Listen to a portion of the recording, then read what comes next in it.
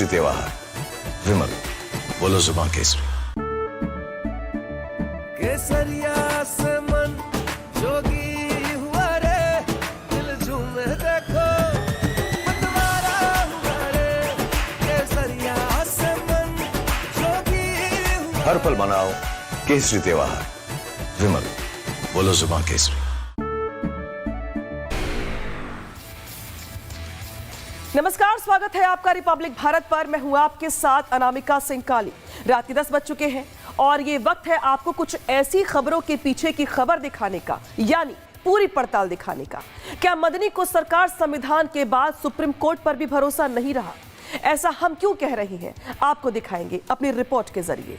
क्या आपने देखा कि एक बार फिर अखिलेश यादव का अपराधियों को लेकर नरमी जो है वो सवालों के घेरे में है, क्योंकि एक बार फिर अखिलेश यादव ने बुलडोजर एक्शन पे सवाल खड़े किए हैं। इतना ही नहीं, अखिलेश यादव ने एक बार फिर से अपना एसआईआर वाला राग अलापा है। इसके बाद बात करेंगे पश्चिम बंगाल की, जहां टीएमसी के विधायक मुर्शिदाबाद जिले में बाबरी मस्जिद बनाने पर अड़े हुए हैं। लेकिन सबसे पहले बात करेंगे जमीयत उलेमाए हिंद के प्रमुख मौलाना महमूद मदनी की। आपको एक ऐसे चाचा भतीजे की जोड़ी से मिलवाते हैं जिसका काम समाज में जिहाद के नाम पर सिर्फ और सिर्फ जहर फैलाना है। जमीयत उलेमाए हिंद के प्रमुख मौलाना महमूद मदनी खुलेआम जिहाद फैलाने की धमकियां दे रहे हैं। कुछ ऐसे ही सुर महमूद मदनी के चाचा अरशद मदनी के भी हैं। सवाल यहां पर यह है कि आखिर देश के भीतर शरीयत और जिहाद की बात क्यों? शरीयत और जिहाद की बात करने का मतलब क्या है? क्या इसके पीछे कोई बड़ी साजिश है? और अब इसी को लेकर के बीजेपी तमाम सवाल पूछ रही है और स्वतः संज्ञान लेकर कार्रवाई की बात भी कह रही है। क्यों, दिखाते हैं आपको रिपोर्ट में।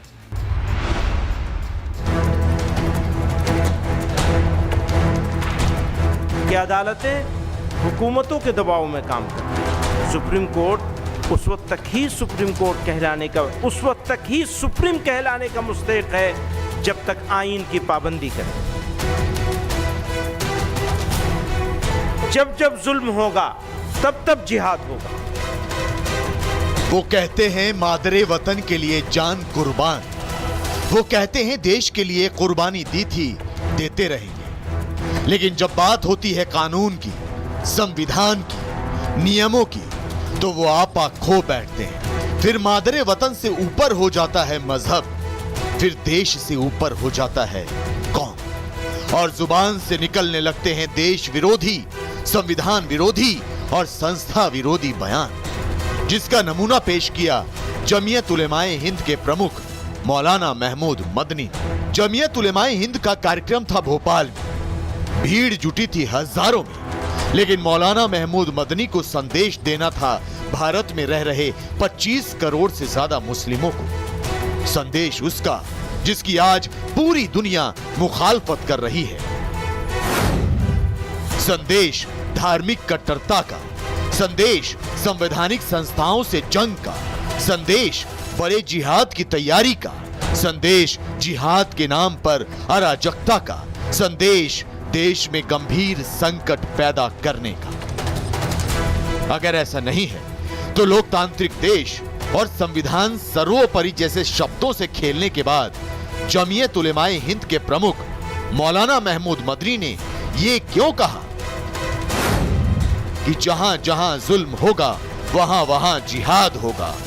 देश में गंभीर संकट पैदा हो सकता है। अदालतें सरकार के दबाव में काम करती हैं। मुस्लिमों को तैयार रहने की जरूरत है। कि अदालतें हुकूमतों के दबाव में काम कर रहे हैं। अक़लियतों के आईनी हुकूक और दस्तूर के बाद बुनियादी उसूलों की तशरीह की ऐसी मिसालें सामने आई हैं जिन्होंने अदालतों के किरदार पर सवालिया निशान लगा दिया है। जिहाद के लफ्ज़ को एक गाली, फसाद और वायलेंस का हमनाम बना दिया है। लव जिहाद, लैंड जिहाद, तालीम जिहाद, थूक जिहाद वगैरह जैसे जुमले इस्तेमाल करके मुसलमानों की सख्त दिल आज़ारी और उनके मजहब की तौहीन की जा रही है। जब जब जुल्म होगा तब तब जिहाद होगा। मैं इसको दोबारा कहता हूं, जब जब जुल्म होगा तब तब जिहाद होगा। थोड़ी तकलीफ़ रसन, फिर थोड़ी सी तकलीफ़ दार। हमें तैयार होना पड़ेगा।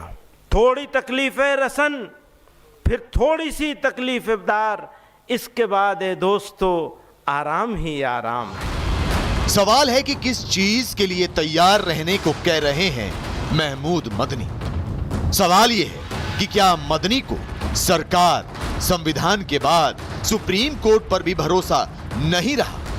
क्या वो अदालतों के फैसलों को सड़कों पर अराजकता से चुनौती देना चाहते हैं? जमीयत उलेमाए हिंद का जिहाद वाला प्लान है क्या? सवाल वाजिबुल हक हैं और जवाब जमीयत उलेमाए हिंद को देने होंगे, क्योंकि देश भीड़ तंत्र से नहीं बल्कि संविधान से चलेगा। देश जिहाद से नहीं संविधान से चलेगा। देश संख्या बल और दबाव वाली रणनीति से नहीं बल्कि स्वच्छंद विचारों से चलेगा। और यही बात बीजेपी ने कही। मौलाना महमूद मदनी के भड़काऊ बोल पर उन्हें आड़े हाथों में मदनी साहब ने कहा कि सुप्रीम कोर्ट को भी सुप्रीम कहलाने का कोई अधिकार नहीं है। मैं तो सुप्रीम कोर्ट से गुजारिश करूंगा, मैं भी एक साधारण नागरिक हूं, आप भी नागरिक हैं, कि यदि सुप्रीम कोर्ट के ऊपर कोई साधारण नागरिक भी इस प्रकार की टिप्पणी करता है तो supreme court suo motu cognizance ले सकता है। सुप्रीम कोर्ट खुद इसकी सुनवाई कर सकता है। क्रिया की प्रतिक्रिया तो होनी ही थी, लेकिन ये उस कट्टरपंथी सोच का परिचायक है जिसे किसी प्रतिक्रिया से कोई फर्क नहीं पड़ता। जमीयत उलेमाए हिंद के प्रमुख महमूद मदनी के चाचा अरशद मदनी को ही ले लीजिए। जनाब ने आतंक के अड्डे के रूप में पहचान बना चुकी अल फलाह यूनिवर्सिटी और उसके फाउंडर को क्लीन चिट देने में जरा भी देर नहीं लगाई थी, जबकि लगे हाथ मुस्लिमों से नाइंसाफी वाला जहरीला शिगुफा भी छोड़ गए। आज दुनिया का मुसलमान एक आदमी न्यूयॉर्क का मेयर बन सकता है, ममदानी लंदन के अंदर मेयर बन सकता है, एक खान हिंदुस्तान के अंदर किसी मुस्लिम यूनिवर्सिटी का कोई आदमी वाइस चांसलर नहीं बन सकता, और अगर बनेगा तो आजम खां की तरह जेल के अंदर जाएगा, इकबाल की तरह औलाद जेल में डाल दी जाएगी। आज देख लीजिए अल फलाह का क्या हो रहा है, जेल में पड़ा हुआ है और कितने साल जेल के अंदर गुजरते हैं नहीं जानता कोई आदमी। वो कहते हैं आतंक का धर्म नहीं होता, लेकिन जब आतंकी का धर्म सामने आता है तो उसके बचाव में क्यों निकल आते हैं? आतंकियों और आतंकी सोच की मुखालफत क्यों नहीं करते? ऐसे सोच रखने वाले लोगों को अपने समाज से बाहर का रास्ता क्यों नहीं दिखाते? वो ऐसा नहीं करेंगे, वो सिर्फ दूसरे मजहब पर उंगली उठाएंगे, जिसकी नजीर पेश की साजिद रशीदी ने। आपसे पहले बहुत सारे संतों ने उल्टे सीधे बयान दिए हैं कि एक फला काम के लिए, एक फला काम के लिए, एक फला काम के लिए, एक फला काम के लिए और 4 बच्चे होने चाहिए। कोई कहता है 6 होने चाहिए, कोई कहता है 8-10 होने चाहिए। अरे करो भाई, लेकिन मुसलमान के नाम पर क्यों कर रहे हो? अपने नाम पर करो। जलकर कुड़कर परेशान होकर इस्लामोफोबिया दिमाग में लेकर अगर ऐसी बातें करोगे तो फिर उस बात का कोई असर नहीं होगा। साजिद रशीदी को बाबा बागेश्वर का बयान अनर्गल लगता है, लेकिन सुप्रीम कोर्ट और देश की संवैधानिक संस्थाओं पर दिया गया जमीयत का बयान वाजिब। मगर एक देश एक विधान के नारे गढ़ने वाला ये देश भी इनकी नहीं सुनेगा। वो ऐसे बयानों का विरोध करेगा, मुकम्मल विरोध करेगा। संविधान का मजाक उड़ाना, संवैधानिक व्यवस्थाओं का मजाक उड़ाना, और अब तो सुप्रीम कोर्ट पर भी इस तरह की टिप्पणी करना। वो भूल रहे हैं कि यदि इस हिंदुस्तान में आजाद हिंदुस्तानी के रूप में रह रहे हैं तो हिंदुस्तान के संविधान का पालन करना होगा। खाते हिंदुस्तान की है और गाते किसी और की है, ये नहीं चलेगा। ऐसे मौलानाओं के भाषण में हमेशा जिहाद शब्द उभर कर आता है। इसमें उनका पाकिस्तान प्रेम साफ झलकता है, और जो लगातार ये मौलाना जिहाद और भारत के खिलाफ नफरत उगलते हैं, ऐसे मौलानाओं को जेल भेजना चाहिए। फारसी आक्रमणकारी आए, यूनानी आक्रमणकारी आए, सेल्यूसिड आए, हुण आए, तुर्क आक्रमणकारी आए, फिर मंगोल आए, उसके बाद मुगल आए और फिर अंग्रेज आए। सबने भारत को बांटने की कोशिश की, भारतीयता के विचार पर अपने विचार थोपने की कोशिश की, अपनी विचारधारा को फैलाने और सनातन को मिटाने की कोशिश की। लेकिन ना तो भारत को नुकसान हुआ और ना ही भारतीयता के विचार को। ऐसे में नवयुग के एजेंडाधारी इस देश को बांटने और अपना उल्लू सीधा करने की लाख कोशिश कर ले, वो अपने मंसूबे में कभी कामयाब नहीं हो पाएंगे। जिहाद के जहर से भारतीयता के विचार को मिटाने की लाख कोशिश कर ले, कभी कामयाब नहीं होंगे। Bureau report, Republic Bharat. तो जिहादी चाचा भतीजे की जुबान सुनी आपने, इसके बाद उठा सियासी बखेड़ा भी सुना आपने, जहां पे अलग अलग पॉलिटिकल पार्टीज की ओर से ऐसे बयानों पर, ऐसे बयान बोलने वाले लोगों पर लगाम लगाने की बात यहां पे कही जा रही है। हालांकि कुछ लोग तो ऐसे भी हैं जो यहां पे एफआईआर और एफआईआर के बाद एक्शन की बात कह रहे हैं, लेकिन ऐसा पहली बार नहीं है जब मदनी ने ऐसे बयान दिए हो। इससे पहले भी वो कई बार ऐसे बयान दे चुके हैं जिसके बाद बखेड़ा खड़ा हो ही जाता है। हालांकि अयोध्या के संतों और आम लोगों ने मदनी के भड़काऊ बयान पर क्या कुछ कहा है वो भी सुनवाते हैं आपको।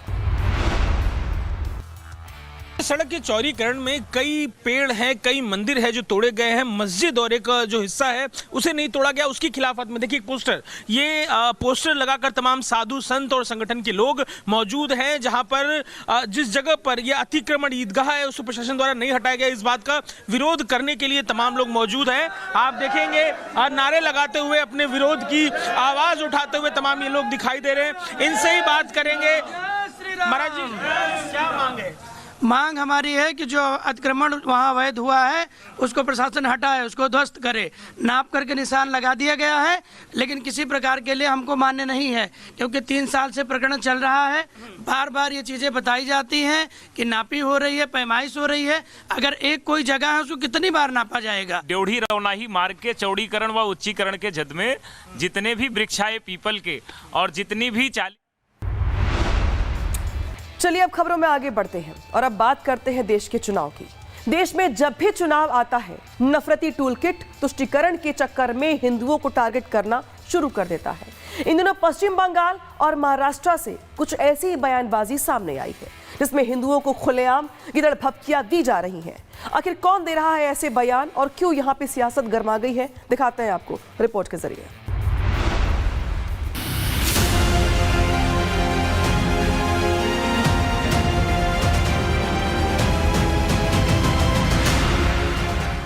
इन दो तस्वीरों को गौर से देखिए। आजकल ये दोनों चेहरे काफी सुर्खियों में हैं। पहली तस्वीर पश्चिम बंगाल के टीएमसी विधायक हुमायूं कबीर की है, जो मुर्शिदाबाद जिले में बाबरी मस्जिद बनाने पर अड़े।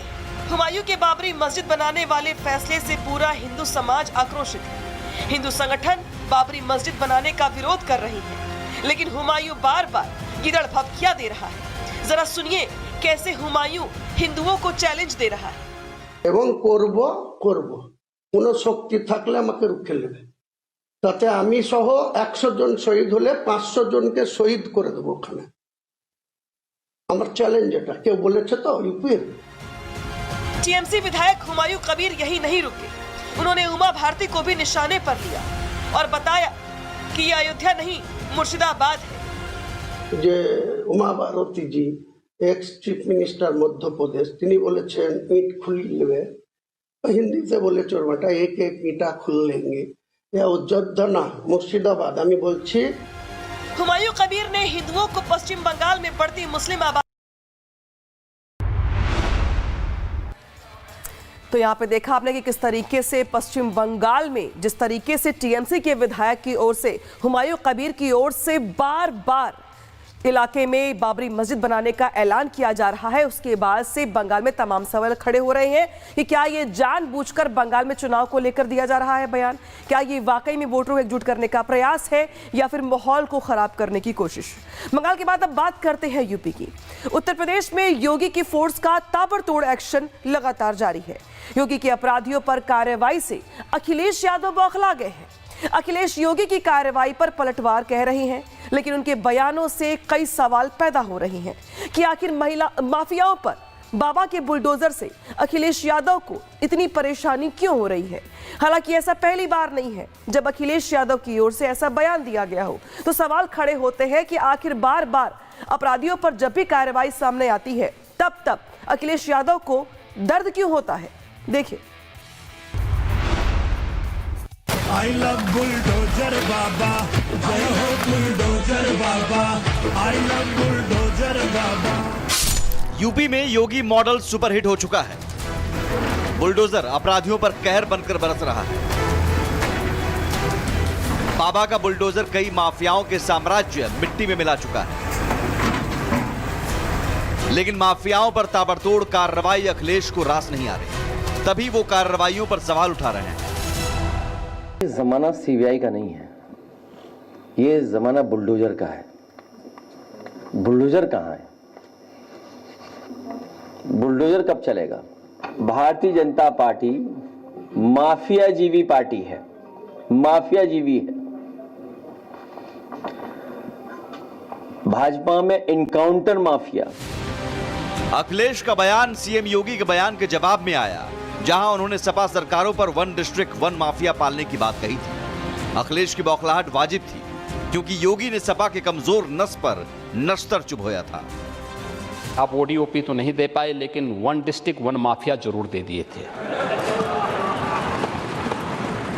वन डिस्ट्रिक्ट वन माफिया कौन जिला ऐसा नहीं था जिसमें एक नया माफिया न खड़ा हुआ? आपका कौन जिला था? कहीं संगठित अपराध में लिप्त माफिया थे, कहीं खनन माफिया थे, कहीं पशु माफिया थे, कहीं वन माफिया थे, कहीं भू माफिया थे।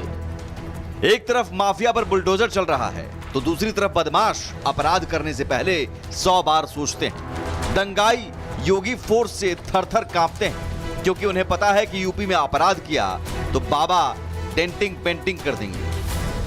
कभी कभी बुरी आदतें जाती नहीं लोगों की, तो उसके लिए उनकी डेंटिंग पेंटिंग करवानी पड़ती है कायदे से, जिससे उनकी बुरी आदतों को हम ठीक कर सकें। योगी सरकार में अपराधी या तो जेल जाता है या यमलोक पहुंचता है। कई मौकों पर अपराधी थाने में नाक रगड़ते हुए गिड़गिड़ाते नजर आए। मुझे माफ कर दो, आज के बाद किसी भी धर्म के खिलाफ वीडियो नहीं बनाऊंगा। योगी महाराज की पुलिस, मुझे माफ कर दो।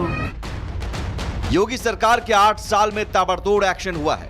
सैकड़ों बदमाश मारे गए हैं। पुलिस को खुली छूट है, और यही वजह है कि पुलिस अपराधियों के खिलाफ सख्त है। 2017 से अब तक 15,000 से ज्यादा एनकाउंटर हुए। 250 से ज्यादा अपराधी पुलिस कार्रवाई में ढेर हुए। 32,000 अपराधियों को गिरफ्तार किया गया। 10,000 से ज्यादा अपराधी घायल हुए। मेरठ जोन में सबसे ज्यादा एनकाउंटर्स हुए। मुख्तार अंसारी, अतीक अहमद जैसे माफियाओं को सपा की सरकारों में संरक्षण मिलता था। तभी तो इतनी लंबी हिस्ट्री शीट के बावजूद पुलिस इनको छूने की हिम्मत नहीं करती थी। शायद इसलिए माफियाओं को चोट लगती है तो दर्द अखिलेश को होता है। अखिलेश को मिर्ची लगी तो सीएम योगी ने अपने ही अंदाज में चुटकी ली। आज दुनिया में जो भी आतंकवाद है, उपद्रव है, अराजकता है, इसके पीछे मन की चंचल वृत्तियां, आज जहां भी हमें अराजकता देखने को मिलती है, उसके पीछे वह वृत्तियां हैं जो बहिर्मुखी वृत्ति है, जो उसे नकारात्मकता की तरफ लेके जाती है। एक पक्ष है जीवन का जो सकारात्मक पक्ष की ओर उसे ले जाता है, अच्छे कार्य करने की प्रेरणा देता है, और दूसरा पक्ष है जो उसे नकारात्मकता की ओर लेके जाता है। पिछले 2 विधानसभा चुनाव में यूपी के वोटर्स ने अखिलेश की सियासत को नकारा है, लेकिन अखिलेश अभी भी माफिया प्रेम और तुष्टीकरण वाले ट्रैक पर चल रहे हैं। योगी की लोकप्रियता देखकर संकेत साफ है कि 2027 में तुष्टीकरण वाली सियासत नहीं चलने वाली। Bureau report, Republic Bharat. तो ये तो साफ है कि यूपी में जो भी यहाँ पे कानून व्यवस्था को हाथ मिलेगा, योगी उसकी डेंटिंग पेंटिंग कर देंगे। बढ़ेंगे खबरों में आगे, यहाँ पे रुकेंगे छोटे से ब्रेक के लिए। ब्रेक के बाद दिखाएंगे खबर। ब्रेक के बाद देखते रहिए रिपब्लिक भारत। डेट्स नहीं है मतलब क्या? प्लीज सर, तेरे हीरो को मेरी फिल्म करनी ही पड़ेगी। बोलो जुबान केसरी।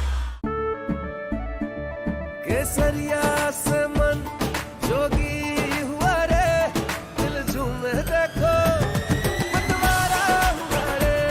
केसरिया से मन जोगी हुआ। हर पल मनाओ केसरी त्योहार। विमल, बोलो जुबान केसरी।